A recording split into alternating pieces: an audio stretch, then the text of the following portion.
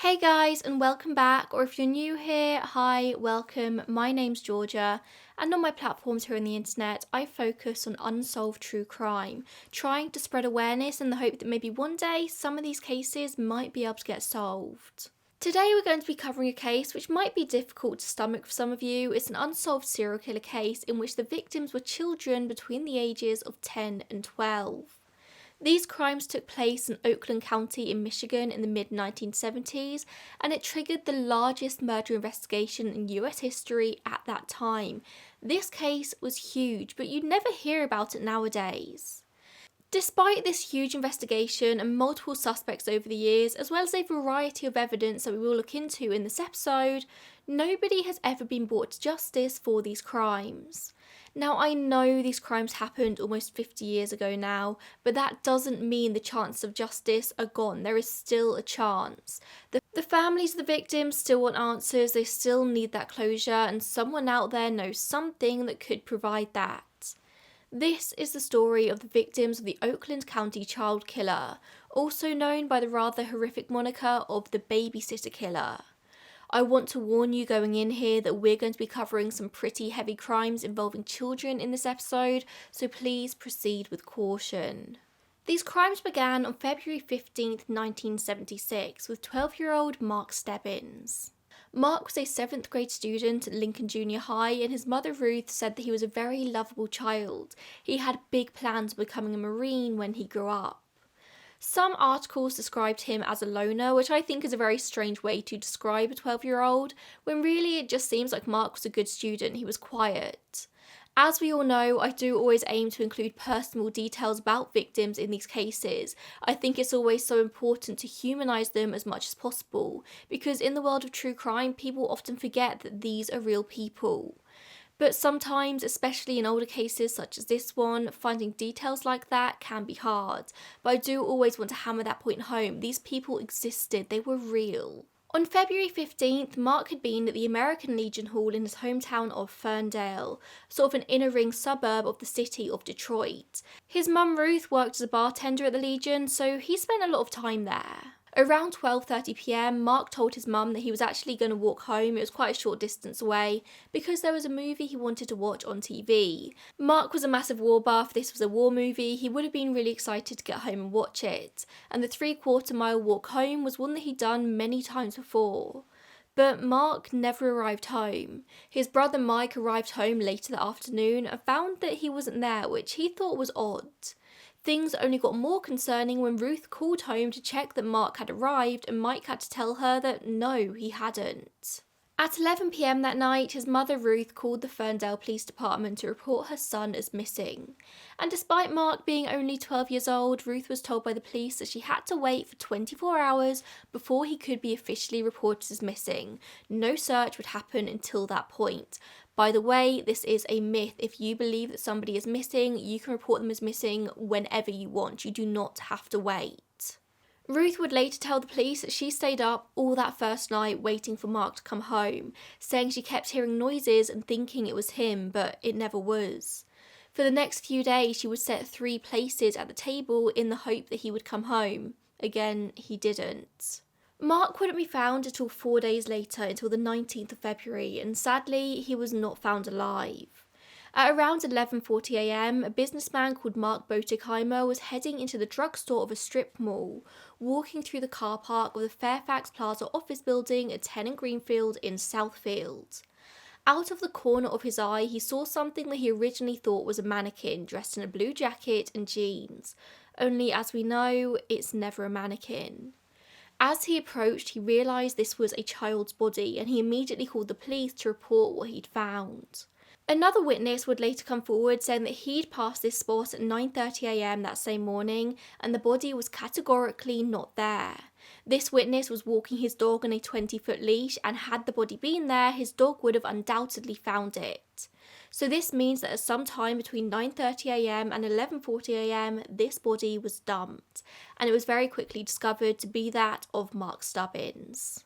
The authorities quickly released information saying that there were no immediate suspects in this murder, but they were exploring all avenues.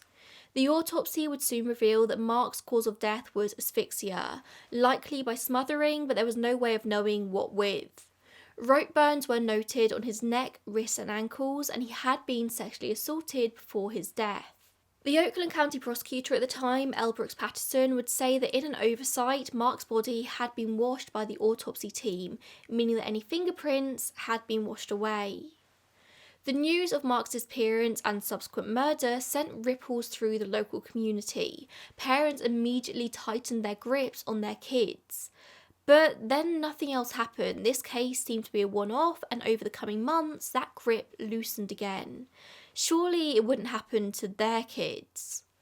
But then on December 22nd, 12-year-old Jill Robinson also disappeared. Growing up, Jill had lived with her two younger sisters and her parents in Detroit, but they had decided to move the family to the outskirts of Royal Oaks in search of a safer life. Jill's parents, Carol and Thomas, had recently divorced, so at the time of her disappearance, Jill was living with her mum in Royal Oak. Her father was living in Birmingham, about 5 miles away. And Royal Oak is only a few miles north of Ferndale, where Mark had been taken all those months before. Now, Jill was a preteen girl. At 12 years old, she was sort of just discovering her independence, and part of that included butting heads with her mum, testing her boundaries. Jill's been described as a very bright girl, a fantastic student, but she had what you might call a changeable pre-teenage nature. And like Mark, Jill was also described as a bit of a loner. On the 22nd of December, she was doing just that when Carol asked her to help make biscuits for dinner, and Jill refused.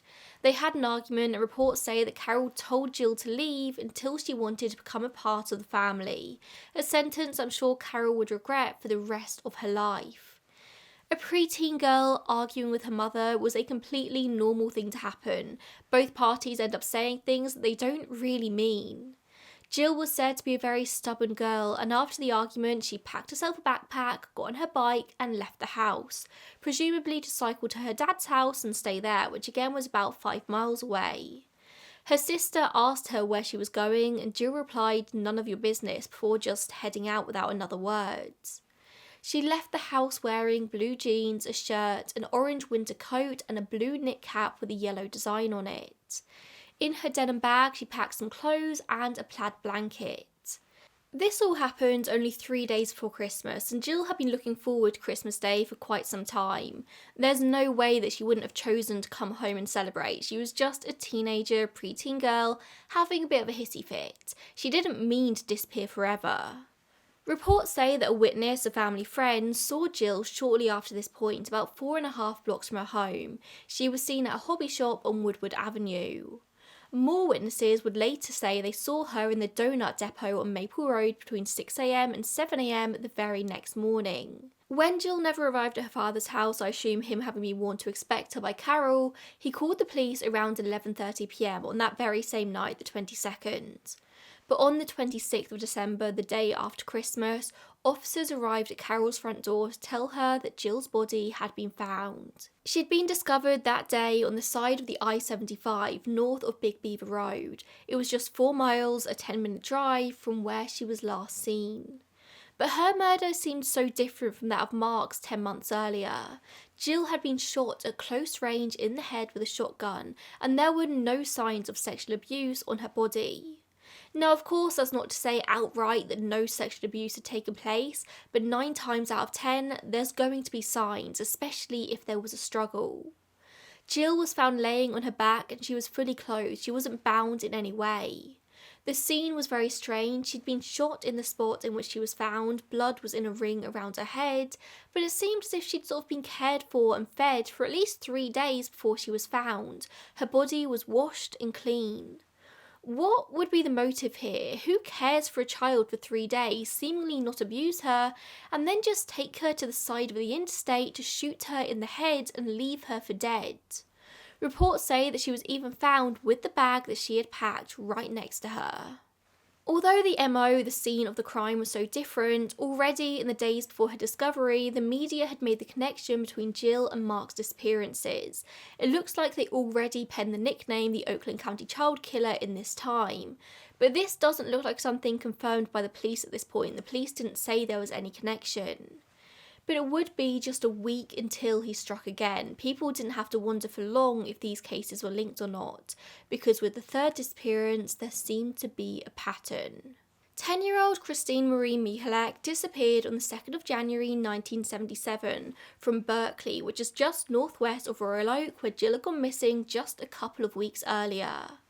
She was a 5th grade student at local Pattongill Elementary School, and she lived with her mother and siblings. Interestingly, like both Mark and Jill's parents, her parents were also divorced.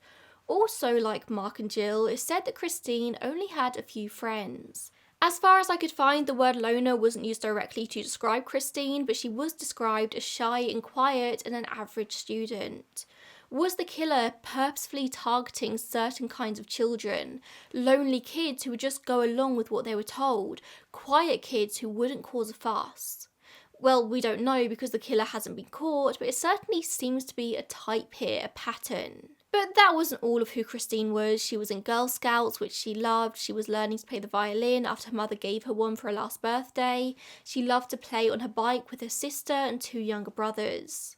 Christine would be missing for the longest time out of all the children, 19 days from the day she disappeared to the day she was found.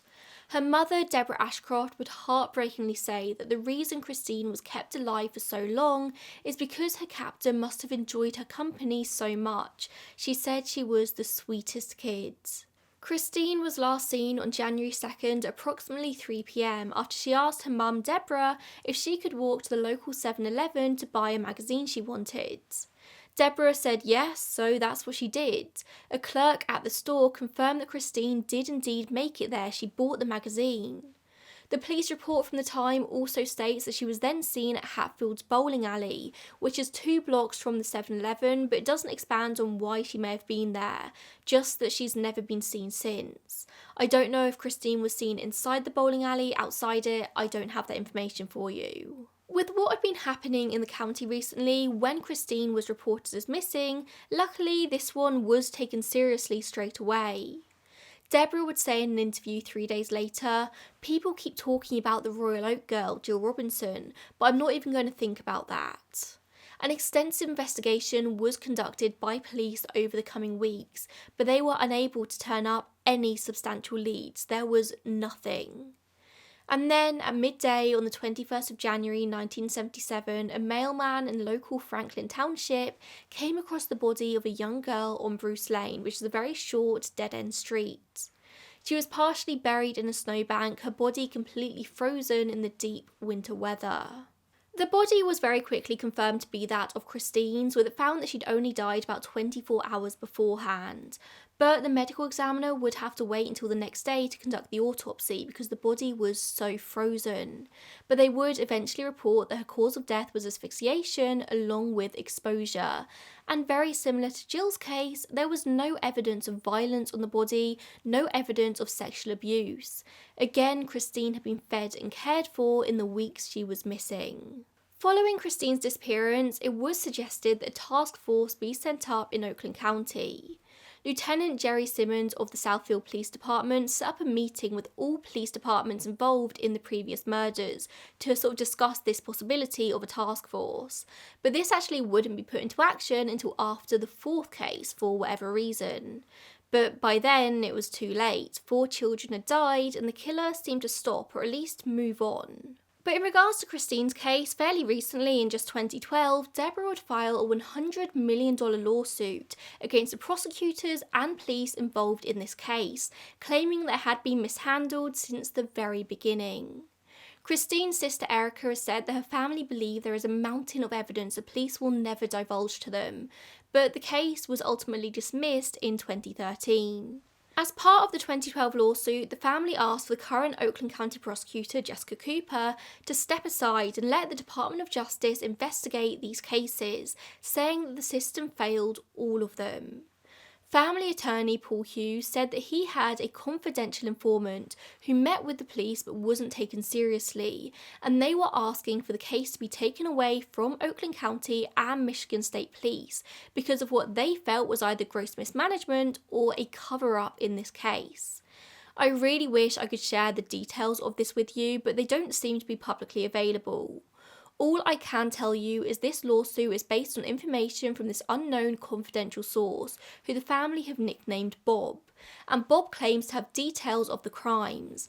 Bob alleges that the victims' bodies were all discovered on dates connected to pagan holidays, and the killings were tied to satanic cult activity in Metro Detroit. Now, it is believed that this same man, Bob, had previously tried to contact media outlets with this information, but he wasn't taken seriously, so went directly to the families. Attorney Paul Hughes said to WXYZ.com, if he was some crazy dude, he'd just be posting about it all over, or he would be turning the matter over to the local county prosecutor. He wanted one piece of information, essentially to confirm what he basically already knew, before he was going to put an individual out there as a suspect. And that, my friends, is integrity on his part. That's all he wanted to verify before he put that information forward. And this seems to be the basis of this lawsuit. Bob also claims to have more information tying in more victims to the crimes. Hughes said that he would turn this evidence in to the Department of Justice if they answered his calls to investigate. Now, as you can imagine, this is all incredibly controversial because, again, according to WXYZ.com, reporting by Heather Catallo, it seems that Hughes also announced a website for donations for his efforts here.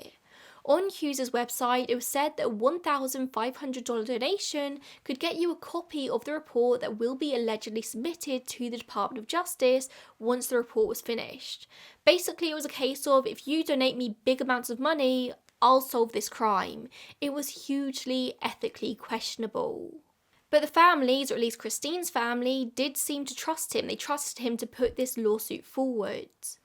The Oakland County prosecutor at the time of the killings was Brooks Patterson, and he said that this has pissed him off. He said, we were doing everything we could as these crimes became more expansive and went from 2 to 3 to 4.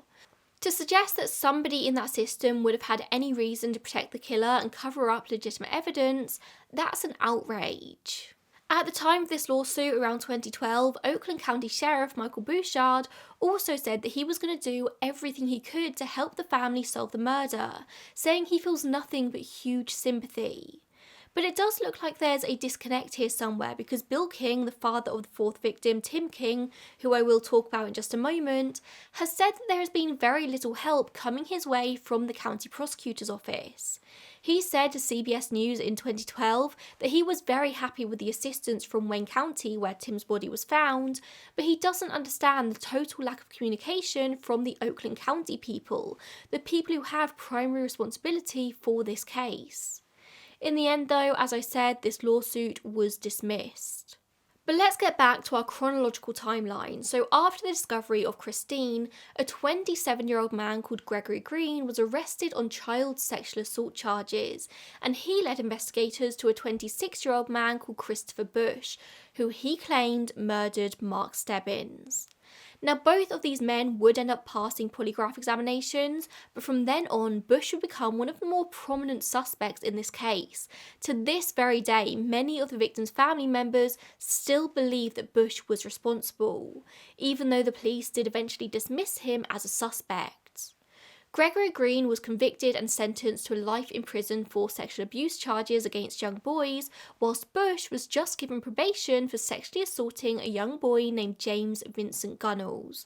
Remember that name because it will be coming back around later. 2 months after Green's arrest, on March 16, 1977, Tim King would go missing in Birmingham. According to his father Barry, Tim was a high achiever and participator in life. He was in the school play, a keen basketball player. He was willing to try his hand at anything. He was 11 years old at the time of his disappearance, and he left his home to head to the local Hunt and Maple pharmacy just to buy some candy, a trip he made very often. He asked his sister to borrow 30 cents, and then he headed off for the 3-block journey. On foot, this would have been a fairly quick journey, but Tim took his skateboard with him, and so this should have been a very, very quick round trip. This was the evening, with the clerk at the pharmacy saying that Tim came along at around 8:30 p.m, and he left the store through the back door into the very dark parking lot. There is no doubt that Tim intended to come home that evening. He asked his sister to leave the door ajar for him because she was heading out and he didn't have a key. But when his parents arrived home from a meal out at around 9 p.m, the door was still ajar and Tim was nowhere to be found. After an extensive search of the area, they reported Tim missing the next morning at 6:15 a.m. I suppose the King family did have a bit of hope in Tim's case, hope which maybe the other families didn't have at this point. Because at this time they knew that the killer was keeping the children alive for a period of time before they killed them. They knew that in the early days of this investigation looking for Tim, the likelihood was that Tim was still alive. They just needed to find the killer, maybe reach out to them. The Kings actually went public with their search, appealing on TV for their son's safety and release. Barry King, Tim's dad, asked the person who had Tim to treat Tim as if they would treat their own child and to talk to him. Tim was a very talkative kid if you spent time with him, he said.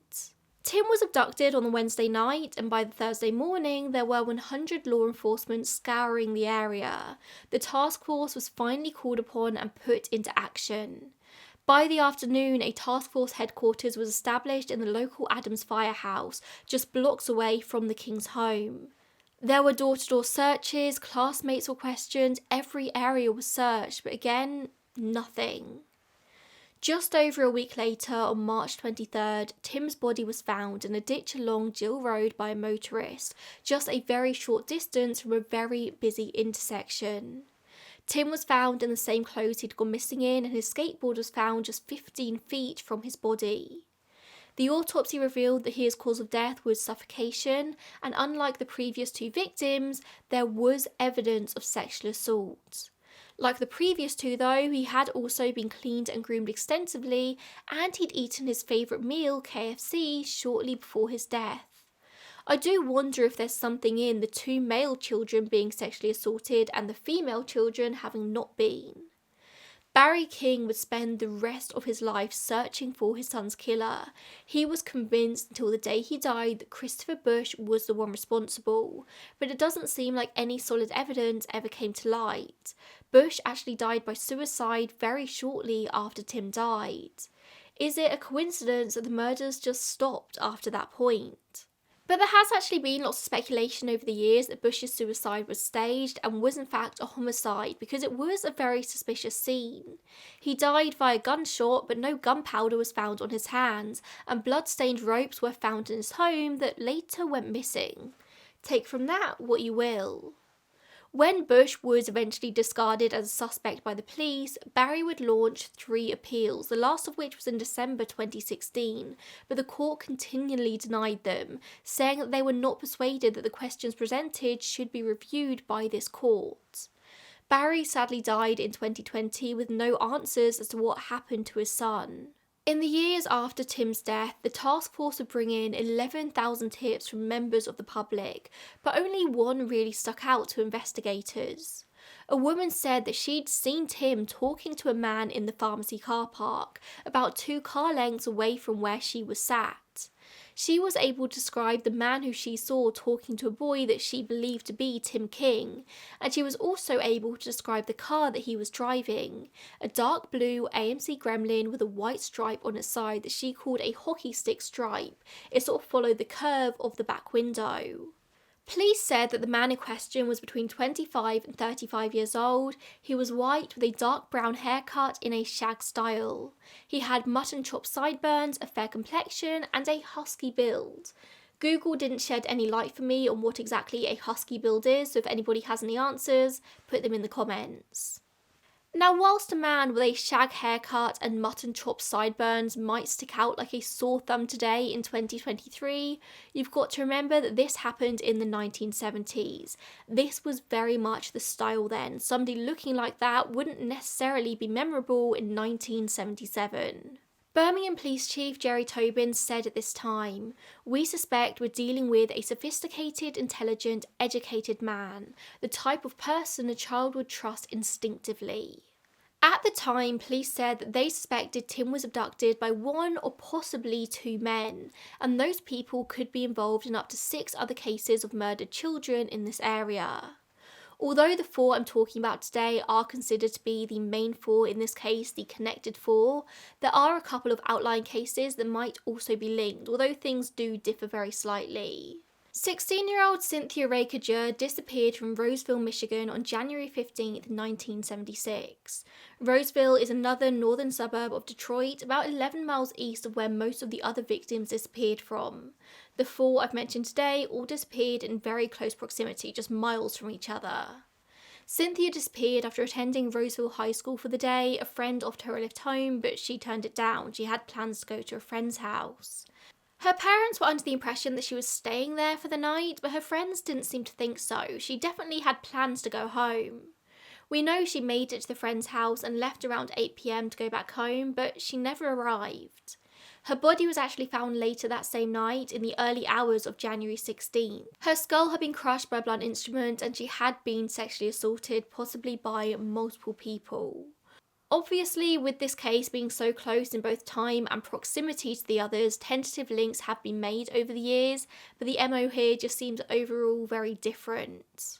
Another one is Sheila Stock. She was 14 years old and she was murdered in Birmingham on January 19th, 1976.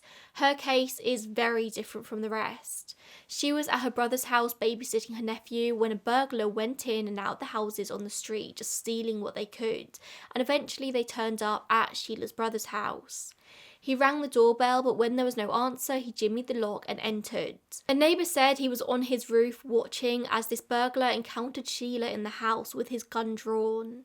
When the burglar couldn't find anything of value in the house, he raped and murdered Sheila. The neighbour saw all of this happen, but it happened all very quickly and in a time before mobile phones, so he couldn't really do much. He watched things unfold very quickly before he could call the police. The perpetrator here was described as a thin white man between 18 and 25, about 6 foot tall. He had a prominent nose and a prominent chin and he was driving a 1967 Cadillac. After the crime caused a scene in the street, the killer just mingled and chatted with the onlookers, trying to subtly fit into the crowd before he made his escape. He wasn't scared about being seen. Again, this is a very tentative link to the Oakland County child killer, but this was a child killer in this area at the same time the serial killer was active. The final name that I could find linked to this case was that of 14-year-old Jane Louise Allen from Royal Oak. She disappeared in mid-1976, but she was considered to be a runaway, something she had done about 5 times before, and she was last seen hitchhiking along the I-75 in Pontiac on the 7th of August. 5 days later, her body was found in Miamisburg, Ohio, having died from carbon monoxide poisoning after being kept in the trunk of a car. Again, a very tentative link, but another child murder in this area in this time period, so it's worth mentioning. So before we go in looking at suspects here, let's talk about some sort of big links in these 4 cases. All the related killings, so the main 4 I've spoken about today, happened on days that it was snowing. All children were last seen within a mile of Woodward Avenue between 19 miles and 15-mile roads. All the children were fed and cared for before they were killed, and they were all bathed, either voluntarily or not. Both male victims had rope burns on their wrists and ankles, whilst the females didn't. In March 1977, the Oakland County Task Force would release a comprehensive suspect profile. They said he was a white male, 20 to 30 years old, above average education and above average intelligence. He had the ability and the capacity to hold and hide a child for at least 18 days, and he was likely compulsively, fanatically clean, with a very clean car and a clean house, which was likely a single dwelling with an attached garage.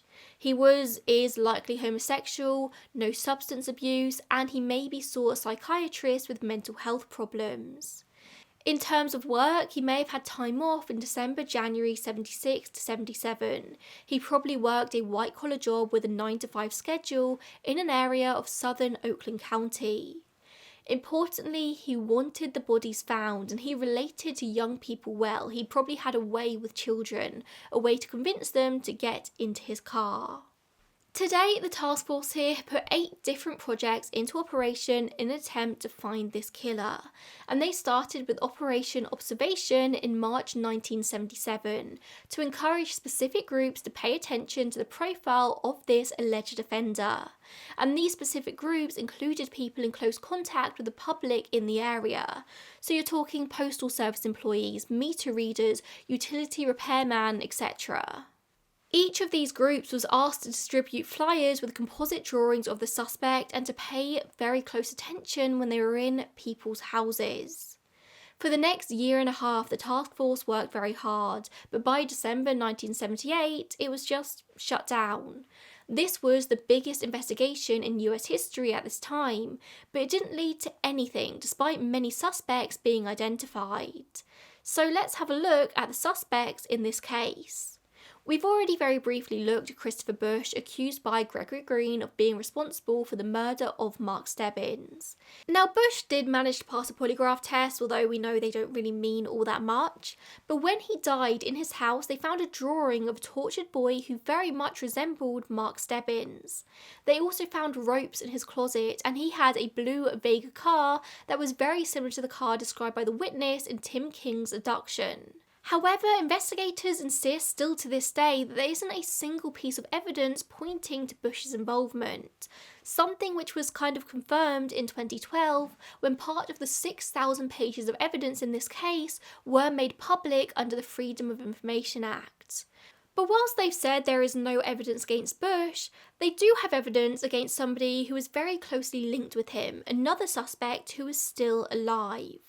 Local 4 said back in 2012 this suspect would be arrested very soon if they got a DNA match, but 11 years on, no arrest has happened.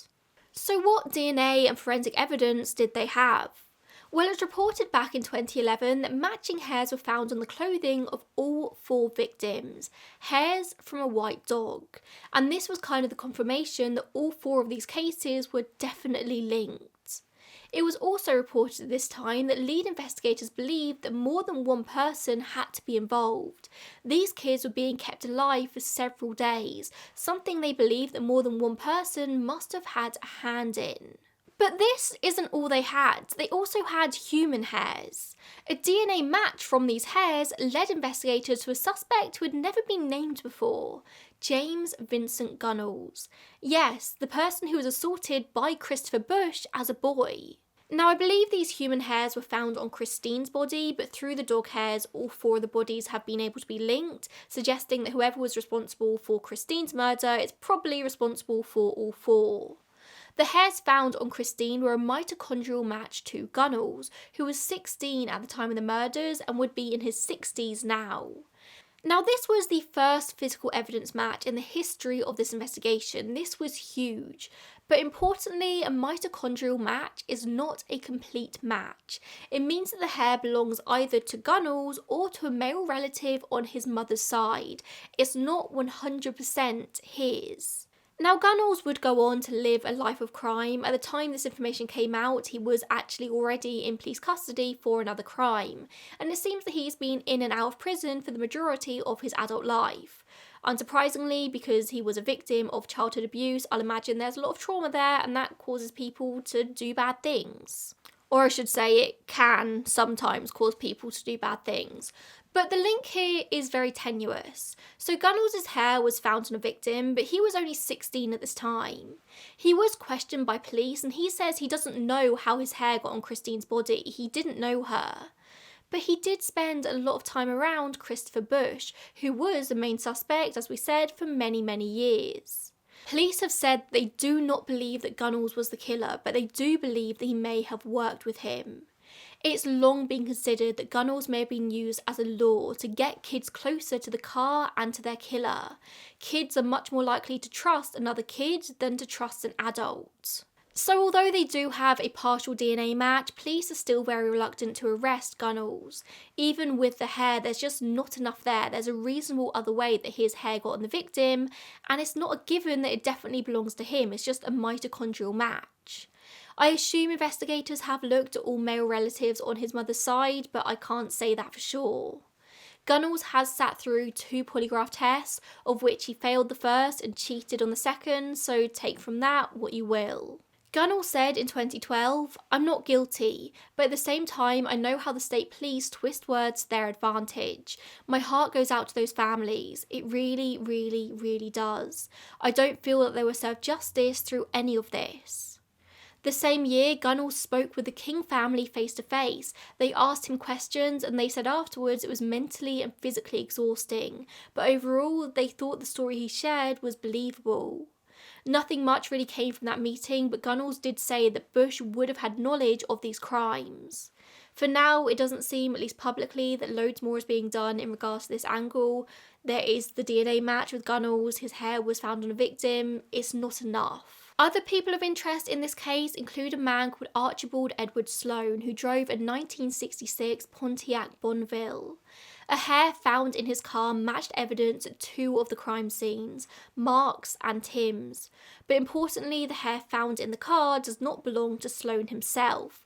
Police believe it must be an acquaintance's, and prosecutors have considered the idea that Sloan could have been an accomplice.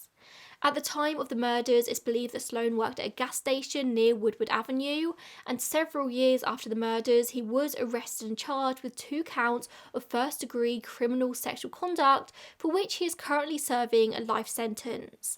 So this is not a good guy. This is a guy who is known to sexually abuse people in this area. There is a tenuous link again. I feel like I've used the word tenuous so many times in this video.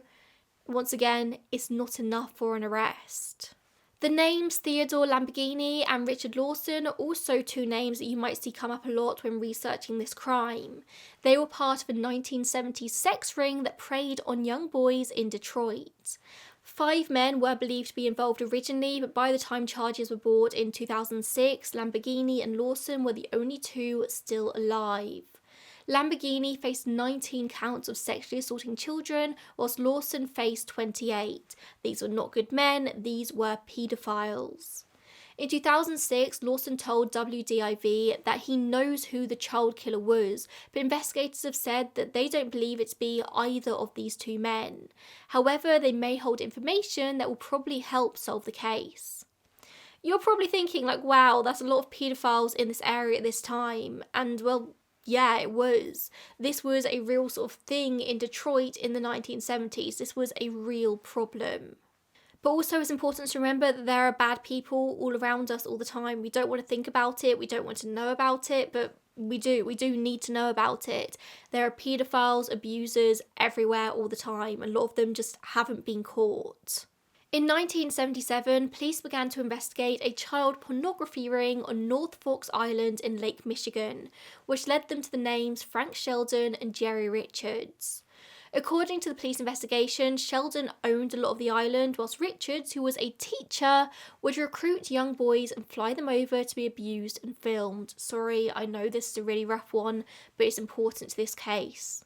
Both of these men have since died. Sheldon fled the country in 1976 and Richards was eventually prosecuted for his crimes. But once again, investigators do not believe that these men are the killers. But the prevailing theory here is that the killer could have been somebody that was previously victimised on North Fox Island. In 1978, Detroit psychiatrist Dr. Bruce Danto received a letter from a person claiming to be the roommate and slave of the Oakland County child killer. The writer identified himself as Alan and the roommate as Frank, but those are thought to be fake names. He stated that he went with the killer when he went looking for boys, but he was not there when he kidnapped the victims. The letter was full of spelling and punctuation errors, and the writer seemed desperate, saying, "I am desperate and nearly gone crazy and haven't got no place left to turn. Please don't give up the killer to the police. You must help me as there is no one else I can turn to. This is for real. I know who the killer is. I live with him. I am his slave." Alan claimed in the letter that he stayed with the children at an apartment in Detroit whilst Frank went to work, and the children were gagged so no one in surrounding apartments could hear them. Apparently the pair met in Vietnam and Frank had been traumatised in the war, leading to this behaviour, saying that he killed a lot of kids whilst he was there and then got medals, got rewarded for it. The letter reads, "He wants the rich people, like people in Birmingham, to suffer like all of us suffered to get nothing back for what we did for our country. He's not a monster like you think. He really loves children, especially that little girl for 3 weeks, not doing it because hates children, but because hates everybody else out there." Again, it's not entirely flowing.